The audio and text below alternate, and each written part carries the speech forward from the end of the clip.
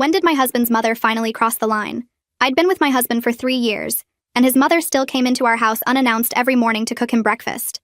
"My poor baby needs a proper meal," she'd say, pushing past me at 8 a.m. while I was already cooking. She'd throw out what I made and start over. "This is how he likes his eggs, dear. You'll learn eventually." My husband was the youngest of a family of 7 and the only boy, meaning he was a forever baby in his mother's eyes. At 18, she was still ordering for him at restaurants and forcing him to open his mouth so she could check if he brushed his teeth properly. Now that we're married, she sends me videos on how to iron his shirts and repeatedly texts how I'll never be able to care for him like she can. At the family reunion a couple of months ago, she, Nancy, introduced me to every single one of the 120 family members as Christian's wife who's still learning how to take care of him. She'd assembled a panel of aunts to teach me in front of everyone. "Now, dear, let me show you how to iron a man's shirt properly." She held up Christian's shirt like I was in kindergarten show and tell. "See how she's creased the collar wrong? This is why I still do Christian's laundry. I don't do it wrong. I run a household and a company." But Christian just sat there letting her demonstrate proper folding technique to a crowd of 40 women. When I mentioned I had a system that worked, Nancy laughed. "Oh, sweetie, watching YouTube videos isn't the same as real experience. I've been taking care of men for 40 years. During lunch, she announced to the table that she'd been secretly meal prepping for us. I found out she's been feeding my son frozen dinners. Can you imagine? That's why I drop off fresh meals every day. The meals she drops off go straight to the trash because I cook fresh every night." But Christian said nothing. Her sister asked about children and Nancy jumped in before I could speak. "Oh, she's not ready. She can barely take care of Christian. Yesterday she didn't even know you have to separate his work shirts from his gym clothes. I had to come over and restore his entire closet. She didn't have to. She broke in while we were at work." When dessert came, Nancy started her favorite story. "You should see her trying to manage their finances. Christian called me crying because she tried to create a budget in Excel. Bless her heart, she had the numbers all backwards. Now I manage their accounts so they don't end up homeless." Christian was never crying. "I have an MBA. I manage budgets for my company." But Christian just nodded along. The peak came during speeches. Nancy stood up with a microphone. "I want to toast my beautiful son and his wife. Christian, you know I worry about you every day. Living with someone who tries her best. But don't worry, baby. Mama's always here. I've been teaching her how to use the washing machine." The entire room laughed. 120 people laughing at me. "Just yesterday," she continued, "I found her trying to clean the bathroom with the wrong products. She was using glass cleaner on the tiles. This is why I have to check on them every morning. Someone has to make sure my baby is taken care of properly." My husband's cousin leaned over. "You're so lucky Nancy helps you. Most of us had to figure it out alone." Nancy kept going. "She doesn't even know how to sew a button. Last week, Christian's shirt lost a button and she was going to throw it away. Throw away a perfectly good shirt. Thank God I was there. I sew. I hem my own clothes. I tailored Christian's suit for our wedding. But Christian just smiled at his mother like she was saving our marriage. When catering came to clear plates, Nancy grabbed my arm. "Watch how they do this, dear. Maybe you'll learn proper presentation. I keep telling Christian he should have married someone who went to finishing school, but we work with what we have." That's when the catering manager approached our table looking directly at me. "Miss Clark? I'm sorry to interrupt, but could I speak with you briefly about Monday's event?" Nancy laughed. "Oh, honey, you're confused. She doesn't work. She's just a housewife and barely managing that." The manager looked confused. "This is definitely Miss Clark. She's our biggest corporate client. She organizes catering for her company's events every week." Nancy's face went red. "That's impossible. She can't even cook eggs properly."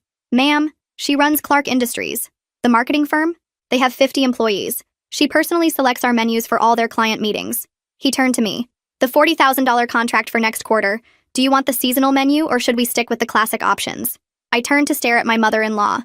"Christian!" she yelled. The sound echoed through the whole banquet hall and every single person turned to stare at our table. Christian's face went completely white and he froze in his chair like a statue. The catering manager took a step back, clearly confused by what was happening. Nancy's hands were shaking as she gripped the edge of the table. Christian finally stood up slowly, his chair scraping against the floor. "Mom, there's been some kind of mix-up here." He put his hand on her shoulder. "This man obviously has my wife confused with someone else." Several relatives at nearby tables gasped at his words. The catering manager frowned and pulled out his phone.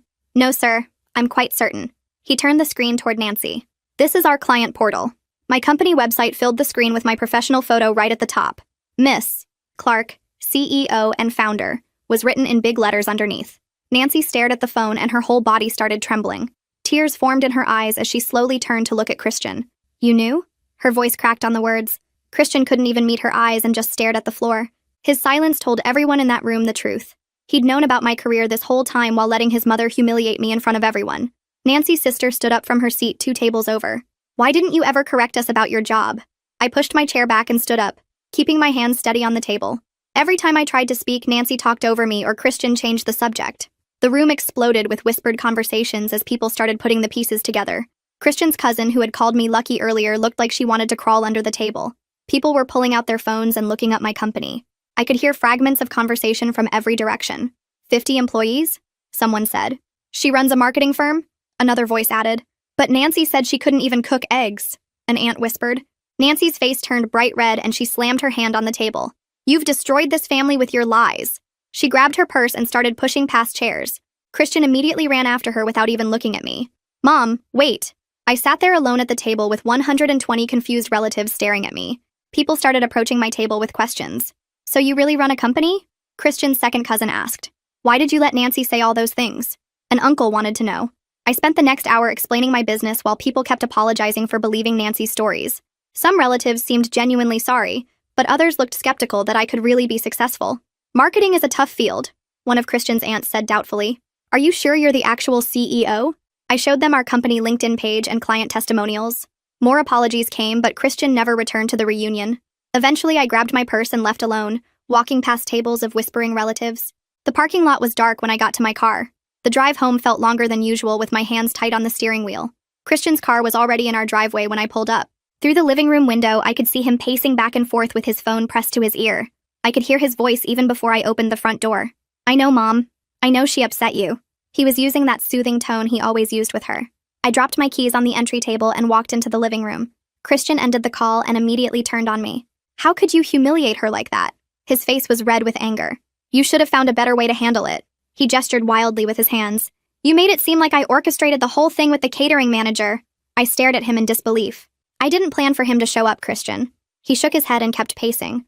You could have just agreed with my mom that it was a misunderstanding. His voice got louder. You didn't have to let him show her the website. He ran his hands through his hair. Now she's crying and says she can never show her face at family events again. He pointed at me accusingly. This is your fault for not being honest from the beginning. I opened my mouth to respond, but he kept going. If you had just told her about your job properly instead of hiding it, none of this would have happened. He grabbed his phone again. I need to go check on her. He headed for the door. She's threatening not to eat or sleep until this is resolved. He paused at the doorway. We're going to fix this, and you're going to apologize to her for embarrassing her in front of the entire family. The door slammed behind him, and I stood alone in our living room. My phone buzzed with texts from various relatives, some supportive and others asking for more details about the confrontation. I ignored them all and headed to the kitchen to pour myself a glass of water. My hands were still shaking slightly as I thought about what had just happened. Christian had chosen his mother over me again, just like he always did. I walked to the couch and sat down with my phone in my hand. The screen showed 3 months of Nancy's texts calling me stupid and useless and unable to care for her son. I scrolled through message after message where she said I couldn't cook or clean or do anything right. When Christian came back 2 hours later, his shirt was wrinkled and his eyes looked tired. I held up my phone to show him the texts, but he barely looked at them before shaking his head. She's just trying to help, he said. I scrolled to a text where Nancy called me a worthless wife who would ruin his life. Christian glanced at it for half a second, then walked to the kitchen.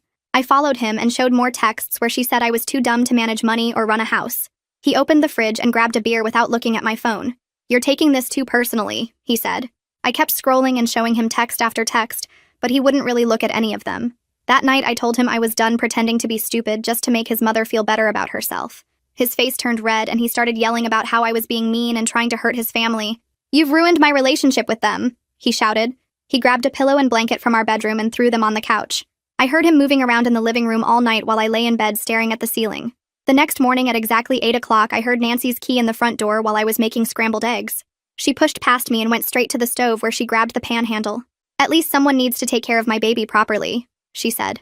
The eggs I'd been cooking went straight into the trash. She started cracking new eggs into the same pan like I wasn't even there. I reached over and took the pan from her hands, which made the eggs spill onto the stovetop. You need to leave, I said. Her eyes filled with tears, and she started sobbing about how I'd turned her son against her. Christian came running downstairs in his pajamas when he heard her crying. He went straight to his mother and wrapped his arms around her while she sobbed into his chest. It's okay, Mom. It's okay, he kept saying. They stood there hugging in my kitchen while egg yolk dripped down the front of the stove. I picked up my phone and called the first locksmith I found online. The woman who answered said they could come that afternoon at 3 o'clock. Nancy heard me giving our address and started screaming. You can't lock me out of my son's house, she yelled. Christian let go of his mother and turned to me with his mouth open. Cancel that right now, he said. I kept talking to the locksmith and confirmed the appointment. You're being completely unreasonable, Christian said. She has every right to visit her son. I told him that using a key to break in at 8 in the morning wasn't visiting. It's trespassing, I said. Nancy started crying harder, and Christian went back to hugging her. At 3 o'clock, the locksmith's van pulled into our driveway. Christian stood on the front lawn with his phone pressed to his ear while the locksmith changed all 3 locks on our house. I could hear him talking to his sisters through the open window. She's lost her mind, he said. She's trying to isolate me from my family. The locksmith worked on each door while Christian paced back and forth on the grass. I don't know what to do, he told someone on the phone. She's gone crazy. The locksmith handed me the new keys and I paid him while Christian kept making calls. Less than an hour later, a blue sedan pulled up and Mildred got out. She marched up to the front door where I was standing with the new keys in my hand. You need to respect your elders, she said. You're causing drama in this family and it needs to stop. She stood there with her hands on her hips like she was scolding a child. Nancy has done nothing but help you, and this is how you repay her? Mildred said. Her husband Luther got out of the car and walked up behind her. While Mildred kept talking about respect and family values, Luther caught my eye and nodded toward the side of the house. I followed him around the corner where we were out of sight. I get why you snapped, he said quietly. He looked back toward where Mildred was still standing at the front door. Nancy's been controlling these kids their whole lives, he said. Nobody ever stands up to her because they're all scared of her. He shook his head and looked tired. Christian's got it the worst since he's the baby and the only boy, Luther said. We walked back around to the front where Nancy had shown up and was sitting on the porch steps. She had her hand on her chest and was breathing heavy. My heart, she said. The stress is making my heart act up. Christian ran over to her and knelt down. We need to get you to the hospital, he said. Luther walked over and put his fingers on Nancy's wrist to check her pulse. He looked at her eyes and felt her forehead. Your pulse is normal, he said. You're not having heart problems. Nancy glared at him, but he just shrugged. I'm a nurse, he said. I know what a heart problem looks like, and this isn't it. Nancy pushed herself up from the steps and walked to her car without saying another word to any of us. Christian followed her to the driveway and they talked for 10 minutes while I stood on the porch with Mildred and Luther. Mildred kept shaking her head and muttering about respect, while Luther just watched his brother-in-law comfort Nancy through her car window. After Nancy drove away, Christian came back to the house and walked past all of us without speaking. I heard him slam the bedroom door upstairs while Mildred told me I needed to fix this mess before it destroyed the family. Luther pulled her toward their car and they left without saying goodbye. That evening, I sat at my laptop searching for family therapists, while Christian stayed locked in the bedroom. I found dozens of options, but one stood out because of her specialty in something called enmeshment issues. Adelaide Grimes had 20 years of experience, and her website talked about adult children who couldn't separate from their parents. I filled out the online form to request an appointment and put both our names down, even though Christian hadn't agreed to anything yet. The confirmation email came back within an hour, saying she had an opening in 3 days. I knocked on the bedroom door and told Christian through the wood that I'd made us a therapy appointment. He opened the door and stared at me for a long moment before surprising me completely. Fine, he said, but only so the therapist can explain to you how wrong you're being about my mother. He actually seemed happy about it, like he was sure any professional would take his side. She'll see that mom is just trying to help and you're the one causing problems, he said before closing the door again. The next morning at work, I went straight to my HR director's office and asked her to document everything about Nancy. I explained about the reunion and the morning break-ins and how she might try to interfere with my business. My HR director took notes and said she'd create a file immediately. Then I called down to security and gave them Nancy's description and license plate number. Under no circumstances is she allowed in this building, I told them. The security guard said they'd add her to the restricted list and alert all shifts. That afternoon, my phone buzzed with notifications from a group text Nancy had sent to 40 female relatives. She'd attached a photo from 2 months ago showing towels in our linen closet that weren't folded exactly the way she preferred. This is why I worry about my son's well-being, she'd written under the photo. The responses started coming immediately with laughing emojis and comments about how Nancy was such a good mother for caring so much. But then my phone started getting private messages from 3 different cousins and one of Christian's aunts. They all said basically the same thing about how Nancy had always been too involved, but nobody wanted to say anything because she got so upset. One cousin wrote that she'd been waiting years for someone to stand up to Nancy. 3 days later, Christian and I sat in Adelaide Grimes' waiting room in complete silence. He kept checking his phone and sighing loudly every few minutes. When Adelaide called us in, Christian walked ahead of me and sat down with his arms crossed. Adelaide asked us to explain why we were there, and Christian immediately launched into a speech about how I was trying to destroy his relationship with his mother. Adelaide listened without interrupting for 5 whole minutes while Christian talked about all the ways Nancy helped us. Then she asked me for my perspective, and I told her about the morning invasions and the public humiliation and the constant criticism. Christian kept trying to interrupt, but Adelaide held up her hand to stop him. Christian, what I'm hearing sounds like emotional incest, she said calmly. His face turned red and he stood up so fast his chair tipped backward. That's disgusting, he yelled. How dare you say something like that about my mother? He stormed out of the office and slammed the door so hard a picture fell off the wall. Adelaide picked up the picture and rehung it while I sat there not knowing what to do. Would you like to continue? She asked. I nodded and spent the next 40 minutes telling her everything while she took notes. She explained that enmeshment happens when parents can't let their children become independent adults. Christian's reaction is typical, she said. This kind of change takes serious work and he has to want it. She gave me some articles to read and said I could come back alone if Christian wouldn't return. The next day, I was in a meeting with 3 clients when my assistant knocked and said security needed me urgently. I excused myself and followed her to the lobby where 2 security guards were struggling with Nancy. She was yelling at the top of her lungs that I was abusing her son, and someone needed to stop me. My employees were gathering in the hallway to watch as Nancy tried to push past security toward the elevators. She's keeping my baby from me, Nancy screamed. She's brainwashing him. The security guards managed to get her outside, but she kept yelling through the glass doors. Several of my employees had their phones out recording the whole thing. After security got Nancy to leave, my HR director pulled me into her office. 3 different people recorded that, she said. I think you need to consider getting a restraining order. She showed me the videos on her phone and I could see how unhinged Nancy looked. I never thought I'd need a restraining order against my mother-in-law, I said. My HR director patted my shoulder and said she'd seen worse in her 30 years of HR work. That evening when Christian got home, I told him about his mother showing up at my office. His face got dark and he started pacing around the living room. You had her thrown out? He said. You embarrassed her in front of all those people? I explained that she was screaming about abuse, but he didn't care. You're deliberately trying to hurt her, he said. She was just worried about me and you had security drag her out like a criminal. I grabbed my phone and called Maximilian Pierce, the lawyer who handles all the contracts for Clark Industries. He listened while I explained everything about Nancy's behavior, the office incident, and the morning break-ins. Start documenting everything, he said. Screenshots, recordings, witness statements, all of it. He told me I had grounds for at least a cease and desist letter, and maybe more if she kept escalating. Christian watched me take notes during the call with his arms crossed and his jaw tight. The next morning, my phone rang during a board meeting and my assistant's face went white when she looked at the caller ID. She passed me a note that said my biggest client was on the line and it was urgent. I stepped out and took the call and the client's voice was confused and worried. Your mother-in-law just called me, she said. She told me you're having a mental breakdown and shouldn't be trusted with our account. My stomach dropped as she explained how Nancy had somehow gotten her direct number and spent 20 minutes telling her I was unstable and needed help. The client knew me well enough to recognize something was off, but she was concerned about the whole situation. I've worked with you for 5 years, she said. I know you're not having a breakdown, but this is really bizarre. I thanked her for calling me directly and assured her everything was fine with our business relationship. When I got home that night, I told Christian his mother had called my biggest client and tried to destroy my professional reputation. His face actually went pale and he sat down hard on the couch. She could have cost me a contract worth hundreds of thousands of dollars, I said. He opened his mouth to defend her like always, but then closed it again without saying anything.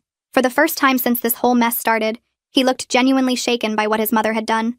3 days later, Adelaide Grimes called Christian directly and somehow convinced him to come back for another therapy session. I don't know what she said, but he agreed to try again. This time when we sat down in her office, he didn't cross his arms or act defensive. He actually stayed for the entire hour and listened while Adelaide explained enmeshment patterns and how parents sometimes can't let their children become independent adults. She used examples from other families, and Christian started nodding along like he was finally understanding something. About halfway through the session, Adelaide asked him directly about the reunion. How did you feel when your mother was describing your wife as incompetent to your entire family? Christian shifted in his chair and looked at the floor. It was wrong, he said quietly. She shouldn't have done that. It was the first time he'd ever admitted his mother had done anything wrong. Adelaide didn't push too hard, but I could see her making notes about his response. That night, Nancy found out Christian was back in therapy because one of his sisters saw our car at Adelaide's office. At 2 a.m, we woke up to pounding on our front door and Nancy screaming Christian's name. She was sobbing and yelling that I was poisoning him against her. Christian got up to answer the door, but I grabbed his arm and shook my head. The pounding continued for 10 minutes before our neighbor called the police about the noise. 2 officers showed up and found Nancy trying to get in through our back door. They warned her about trespassing and disturbing the peace while Christian watched through the window. His mother was crying and telling the officers that her son was abused and brainwashed. The officers took down a report and told her she needed to leave or they'd have to arrest her. Nancy finally got in her car, but not before screaming that this wasn't over. The police report came in handy when Maximilian drafted the cease and desist letter. He sent it certified mail and Nancy received it 3 days later. Within an hour, Christian's phone was ringing nonstop with his mother sobbing about being threatened by lawyers. Your wife is trying to destroy our family, she cried. Christian put her on speaker, and I could hear her gasping between sobs. He looked torn between comforting her and supporting me, but Adelaide had prepared him for this. In our next session, she helped him see the pattern of his mother using tears and guilt to control him. Every time you set a boundary, she escalates, Adelaide pointed out. Notice how she's never actually respecting what you've asked for? She gave Christian homework to go 1 week without answering his mother's calls to see if he could break the pattern. Nancy didn't take that well, and immediately recruited all 6 of Christian's sisters to pressure him. Our phone rang constantly with different siblings calling to say he was breaking their mother's heart. Mildred was the worst, leaving voicemails calling me a homewrecker who was destroying their family. You've turned him against his own mother, she said in one message. What kind of wife does that? The calls kept coming at all hours until we had to turn off our phones at night. Christian's sisters took turns texting him photos of their mother crying and messages about how sick she was making herself with worry. Then something unexpected happened when Luther Schultz called Christian directly. Your mother created this situation, he said loud enough that I could hear from across the room. She refused to let you grow up, and now she's facing the consequences of her own behavior. Mildred grabbed the phone from her husband and started yelling at him, but Luther took it back. I'm tired of watching this circus, he said. Nancy needs to accept that her son is a grown man with his own family now. The next morning at 3 a.m., I woke up to scratching sounds at our front door and grabbed my phone to check the Ring doorbell camera we'd installed last week. Nancy was jamming her old key into the lock over and over while muttering to herself about saving her baby from me. The key didn't work because we'd changed the locks, but she kept trying for 5 whole minutes before walking around to every window on the ground floor. She pushed at each one and even tried using a garden tool to pry open the bathroom window, while I recorded everything on my phone. Christian sat up in bed and watched the footage with his mouth hanging open as his mother climbed onto our porch furniture to reach a second-floor window. The security company arrived within 20 minutes after I called them about an active break-in, and found Nancy still trying to get inside through the garage side door. They installed motion cameras on every corner of the house that same night, while Nancy sat in her car across the street watching and crying. Christian couldn't say anything to defend her after seeing the footage of his mother trying to break into our home like a burglar at 3 in the morning. He spent the rest of the night staring at his phone and typing out messages to her that he kept deleting until finally sending a short text at 6 a.m. Nancy's response came instantly as paragraph after paragraph filled his screen about how I'd poisoned him against her and stolen her baby boy. Christian showed me the messages where she called me every name imaginable and said I was abusing him by keeping him from his real family. 20 paragraphs of pure rage arrived over the next hour, with accusations that I was controlling him and had probably drugged him to make him act this way. At work that morning, my assistant knocked on my office door and said she'd been screening calls from a woman claiming to be my mother-in-law who kept demanding to speak to me. My whole team had witnessed Nancy's meltdown when security removed her from our building, and now they were protective of me in ways I hadn't expected. 3 employees offered to write statements about what they'd seen if I needed them for legal reasons, and my HR director kept detailed records of every call. The receptionist started a log of Nancy's attempts to get past the front desk, using different fake names and reasons for visiting. My assistant even changed our meeting schedule so Nancy couldn't predict when I'd be arriving or leaving the building. 2 weeks passed with daily harassment until Nancy tried her most dramatic move yet, by collapsing on our front lawn one evening as we pulled into the driveway. She was lying on the grass, clutching her chest and moaning about chest pains when we got out of the car. Christian pulled out his phone and called 911 for an ambulance but didn't run to help her, which surprised both me and Nancy, who kept peeking to see if he was coming. The paramedics arrived quickly and checked her vitals while she insisted Christian needed to ride with her to the hospital because she might be dying. One of the paramedics pulled us aside after examining her and quietly mentioned this was the 3rd time this month they'd been called for Nancy, having these exact same symptoms. They found nothing wrong with her heart rate or blood pressure, but suggested she might benefit from talking to someone about anxiety or other issues. Nancy heard this and started screaming at them about being incompetent and not knowing a real emergency when they saw one. Adelaide brought up the idea of a joint therapy session at our next appointment, but said Nancy would need to agree to ground rules first. I called Nancy that afternoon to suggest it, and she laughed before saying she wasn't going to be ganged up on by her son's manipulative wife and a quack therapist. She went on a 10-minute rant about how therapy was for weak people, and she'd raised 7 children without needing some stranger to tell her how to live. Christian made the hardest decision of his life that week by telling his mother he needed 30 days of no contact to focus on our marriage. Nancy's reaction was immediate with voicemails that started sad and worried, but grew more hostile with each message Adelaide said was typical for this situation. The family exploded into different camps with 3 of his sisters supporting Nancy, while the other 3 admitted she'd always been too controlling. Luther became our strongest supporter by calling Christian directly to share stories about Nancy's behavior when his father was still alive. He told us about times Nancy would show up at his father's work to check on him or follow him to make sure he wasn't talking to other women. Luther had watched this pattern for 40 years and said Nancy's mother-in-law had treated her the exact same way, which explained where it came from. Nancy's own mother-in-law had called her stupid and incompetent daily, while criticizing every meal she cooked and every decision she made about raising the children. Christian started understanding that his mother was repeating patterns from her own trauma, but that didn't mean we had to accept the behavior in our lives. Adelaide helped him see that breaking the cycle was actually the healthiest thing he could do for everyone, including Nancy, who might finally get help. 4 weeks into the no-contact period, our house felt different, with quiet mornings where we could drink coffee together without waiting for the door to burst open. Christian started making breakfast on weekends, which he'd never done before because his mother always insisted on doing it for him. He made simple things like scrambled eggs and toast, but seemed proud of himself for learning something his mother never let him try. Our mornings became peaceful without the constant anxiety of waiting for Nancy to show up and tell us everything we were doing wrong. The anniversary of Christian's father's death was 2 weeks later, and Nancy knew we always visited the cemetery at 10 in the morning. Christian spotted her car in the parking lot before we even pulled in, and his hands tightened on the steering wheel. She was standing by the grave with flowers, wearing all black like she'd just lost him yesterday instead of 5 years ago. Christian parked 3 spaces away, and we walked toward the grave together, while Nancy watched us approach with red eyes. She started crying harder when we got close and reached out her arms toward Christian, but he stepped back and shook his head. We placed our flowers on the opposite side of the headstone from hers, and stood there in silence for maybe 2 minutes before Christian took my hand and started walking back to the car. Nancy followed us halfway across the cemetery, calling his name over and over, but he never turned around. That same afternoon, his sister called me directly for the first time in 3 years. She said she'd been thinking about the reunion and realized how awful Nancy had been to me. 2 more sisters called that week with similar apologies and asked if we could start fresh. Mildred was the only holdout who kept insisting I was destroying the family, but the other 3 seemed genuine about wanting to repair things. Christian started opening up more in therapy about how he'd failed me as a husband. Adelaide had him write out specific instances where he should have defended me, and he filled 3 pages in one session. He apologized that night for letting his mother humiliate me at the reunion, and for every time he'd chosen her comfort over mine. The change in him was real because he started noticing things Nancy did that he'd ignored before. Luther called us the following week to tell us he'd given Nancy an ultimatum about getting therapy, or he'd move out. She'd thrown things and screamed, but he'd stood firm and even packed a bag to show he was serious. Nancy finally agreed to see someone and asked Adelaide for a referral, which felt like she was actually trying. Adelaide gave her 3 names, and Nancy picked the one who specialized in family dynamics and boundary issues. 3 months after the reunion, we decided to test the waters by hosting dinner with the 3 sisters who'd apologized. Christian cooked the entire meal himself without calling his mother for advice even once. His sisters were shocked when they arrived and saw him wearing an apron and pulling a roast from the oven. They kept looking at each other like they couldn't believe their baby brother knew how to use a kitchen. The dinner went well, and nobody mentioned Nancy until dessert, when one sister admitted she'd enabled the behavior for years. She said watching Nancy at the reunion made her realize how cruel they'd all been to let it continue. The others agreed, and we actually had a nice evening talking about normal things like work and vacation plans. 2 weeks later was Christian's cousin's wedding, and we knew Nancy would be there since she was the groom's aunt. Christian practiced with Adelaide what he'd say if his mother approached us, and we arrived prepared for anything. Nancy was already there when we walked in and immediately started toward us, but Christian held up his hand to stop her. She tried to comment on my dress being too short for a church wedding, and Christian said firmly that my dress was perfect, and she needed to stop.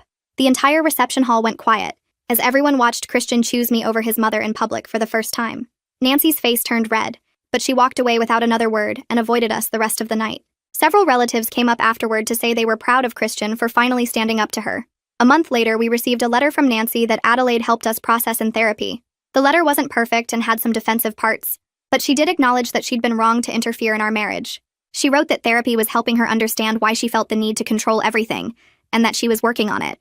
Adelaide suggested we could try supervised visits at neutral locations if we wanted to test whether Nancy could respect boundaries.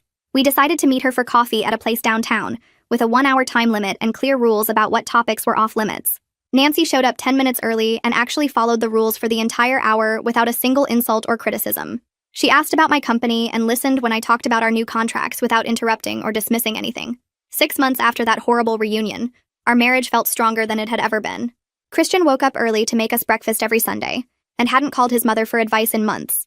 Nancy managed her monthly 1-hour visits without insulting me, and even complimented a presentation I gave at a business conference she attended. Christian had learned to be a husband first and son second, which made all the difference in how we functioned as a couple. My company landed 3 major new clients and was thriving better than ever. Nancy even told Luther that I was adequate at running a business, which coming from her was basically the highest praise possible. Thanks for hanging out with me through all these questions and wonderings today. I had a lot of fun just sharing this time with you all and seeing where it went. If you made it to the end, drop a comment. I love reading all your comments.